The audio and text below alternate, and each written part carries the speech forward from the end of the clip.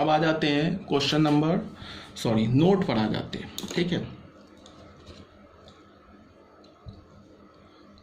अब इस नोट में क्या है, in determinant number of rows and number of columns are equal, but in matrix rows and columns may be same और different.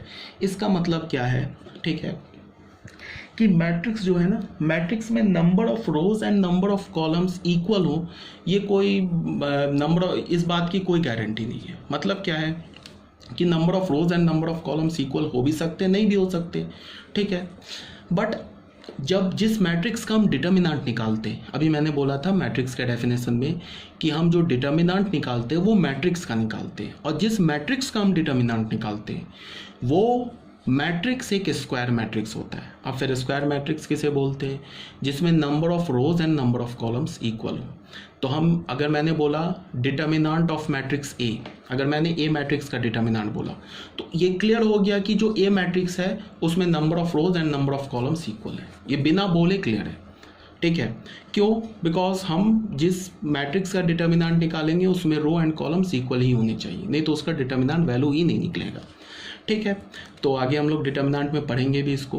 But अगर matrix हम लिखना चाहें तो मैट्रिक्स तो हम किसी भी रो ऑर्डर का लिख सकते हैं, चाहे ऐसे भी लिख सकते हैं, जैसे अभी हमने यहाँ मैं तुम्हें दिखाता हूँ। जैसे मैंने अभी ये मैट्रिक्स लिखा, ये 2/3 का लिखा, तो इसमें रो तो 2 है बट कॉलम तो 3 है, तो उसमें रो एंड कॉलम इक्वल तो है नहीं।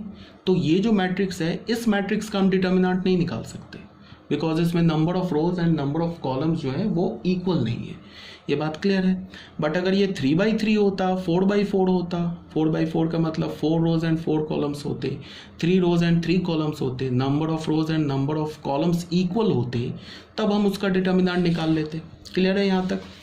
तो यही बात को बोला गया है। अब जैसे सेकेंड पार्ट में क्या बोल रहा है, unlike determinant matrix has no value. मतलब क्या कि डिटर्मिनेंट, मैट्रिक्स का determinant is a value, is a real number, but matrix is not equal to any real number, या matrix is not a real number. ठीक है, तो बोला क्या जा रहा है कि मैट्रिक्स इज एन अरेंजमेंट। जैसे मैंने तुम्हें डेफिनेशन में बताया था कि मैट्रिक्स जो होता है वो अरेंजमेंट होता है, वो किसी रियल नंबर के इक्वल नहीं होता है, बट मैट्रिक्स का डिटर्मिनेंट रियल नंबर के इक्वल होता है। और कौन से मैट्रिक्स का डिटर्मिनेंट रियल नंबर के इक्वल होता है? जो स्क्वायर मैट्रिक्स होता है। ठीक है, तो वही बात यहाँ पे लिखी हुई है।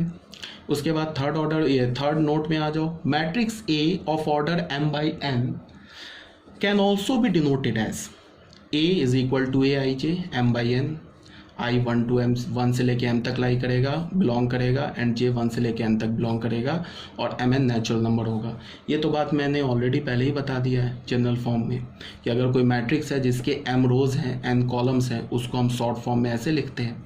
ठीक है, और ये m हमारा क्या है, नंबर ऑफ रोज है, तो वो नंबर ऑफ रोज 1 से लेके m तक होगा। j क्या हमारा नंबर ऑफ कॉलम्स है, तो वो नंबर ऑफ कॉलम्स 1 से लेके n तक होगा, बिकॉज m रोज हैं, n कॉलम्स हैं, और m और n है क्या, number of rows and number of columns है, तो ये निगेटिव नहीं हो सकता है। ठीक है, फ्रैक्शन नहीं हो सकता है, तो वो नेचुरल नंबर होगा। क्लियर है? जैसे ये मैट्रिक्स देख लो, ये 2/3 ऑर्डर का मैट्रिक्स है, इसको हमने कॉम्पैक्ट फॉर्म में कैसे लिखा, aij 2/3, आई को लेके 1 से लेके 2 तक वेरी कराया, बिकॉज 2 रोज हैं, और जो कॉलम है 1 column, first column, second column, third column, तो हमने कॉलम को 1 से लेके 3 तक वेरी कराया। ठीक है, यहाँ तक तो कोई दिक्कत नहीं होनी चाहिए।